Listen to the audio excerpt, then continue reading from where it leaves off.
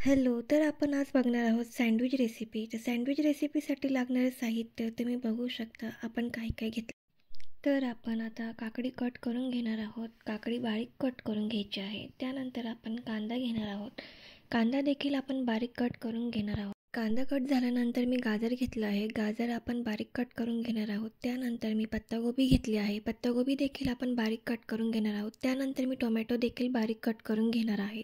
त्यानंतर मी ते सर्व एका ताटामध्ये काढून घेतलं आहे. एका बाउलमध्ये मी कांदा टाकला आहे. त्यानंतर मी काकडी टाकली आहे. त्यानंतर मी गाजर टाकलं आहे. गाजर टाकल्यानंतर मी त्यामध्ये पत्तागोबी टाकली आहे. पत्तागोबी टाकल्यानंतर मी त्यामध्ये आपण मेयोनीज ॲड करून घेणार आहोत. मेयोनीजने आपल्याला चांगली क्रीमी चीझी टेस्ट लागते. त्यामुळे सँडविच खायला आणखीन मजा येते. आणि त्याच्यामध्ये मी धने पावडर देखील टाकली आहे.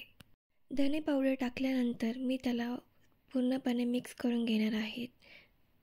मिक्स केल्यानंतर आपण ब्रेडचं पॅकेट ओपन करून त्यामध्ये वन साईडला हिरवी चटणी लावली आहे आणि दुसऱ्या साईडला आपण टोमॅटो केचप लावणार आहे. त्यानंतर आपण ते सारण आपण हिरवी चटणीच्या स्लाईडवर लावून घेणार आहोत. ते पूर्णपणे स्प्रेड केल्यानंतर आपण त्यावर एक चीज स्लाईड लावणार आहोत. त्यानंतर आपण टोमॅटो केचपवाली साईड आपण वरतून लावणार आहोत. त्यानंतर आपण बटरने त्याला पूर्ण स्प्रेड करून घ्यायचं आहे. बटर स्प्रेड केल्यानंतर आपण त्याला उलटं केलं आहे. उलटं केल्यानंतर आपण खालची स्लाईड देखील चांगली होऊन देणार आणि वरच्या बाजूने आपण बटर लावलं आहे म्हणजे ते आपण उलटं केल्यानंतर ते अजून छान होईल. तर आपलं सँडविच रेडी आहे. तर आपण बघूया कट केल्यानंतर ते कसं दिसतं. तर तुम्ही बघू शकता की कट केल्यानंतर त्याची फिलिंग किती छान दिसते.